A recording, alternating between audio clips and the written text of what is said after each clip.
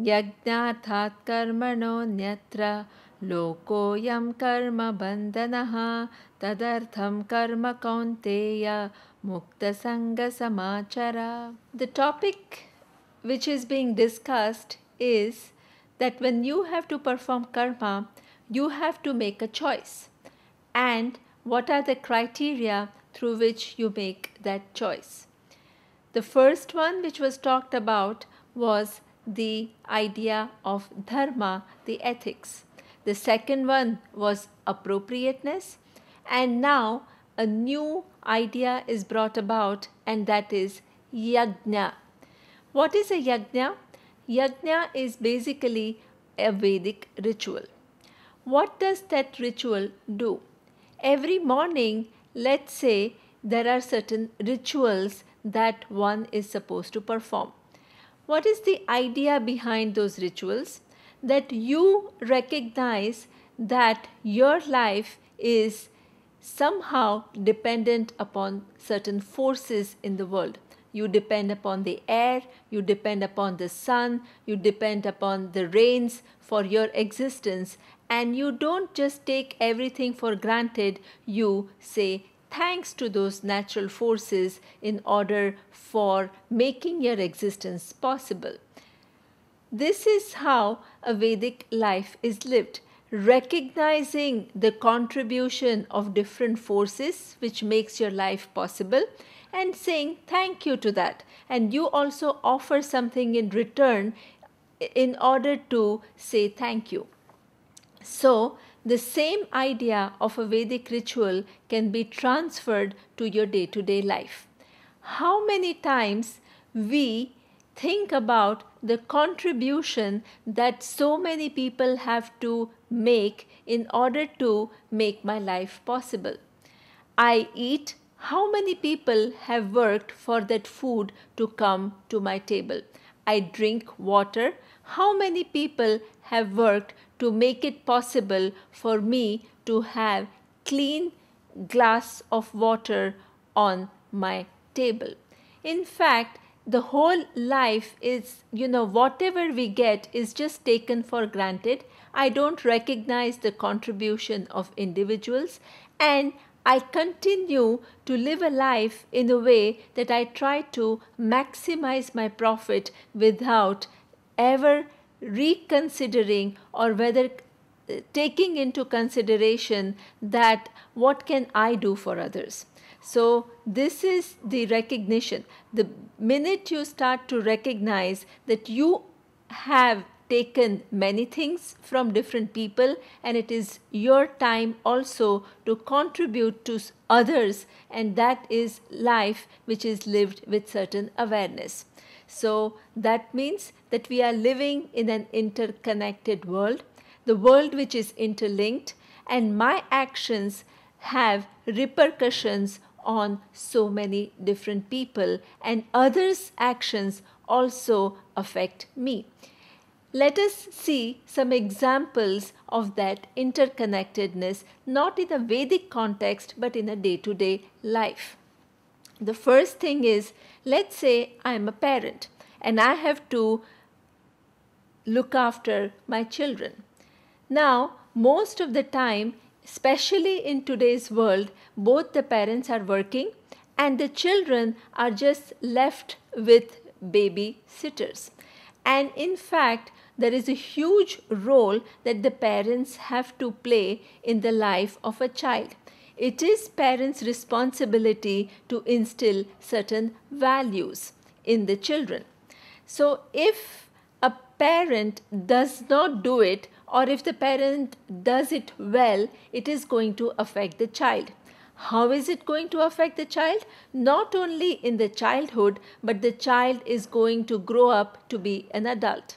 When the child becomes an adult, he or she is going to interact with the world, interact with his own wife, interact with his or her own children, and also go to a workplace, interact with colleagues, be a citizen of a nation, and the world. So the quality of one's interaction is going to depend upon the values that you have instilled in that child. So therefore, your actions of present will affect so many people. It will affect the child himself or herself, and then all the people with whom this child is interacting in the future. Now, this is just a small example, but if you look at how many different people you interact with and what kind of effect it is going to have on not only those people, but in turn so many other people, then that becomes a huge responsibility. How do I make this choice of action? Now, this is a personal situation of an individual. Let's look at the world.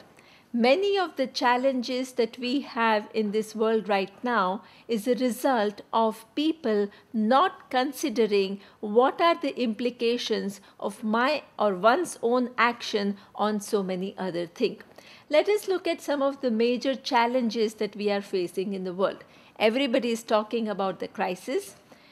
What happened in the crisis? Both the financial crisis and ultimately the economic crisis.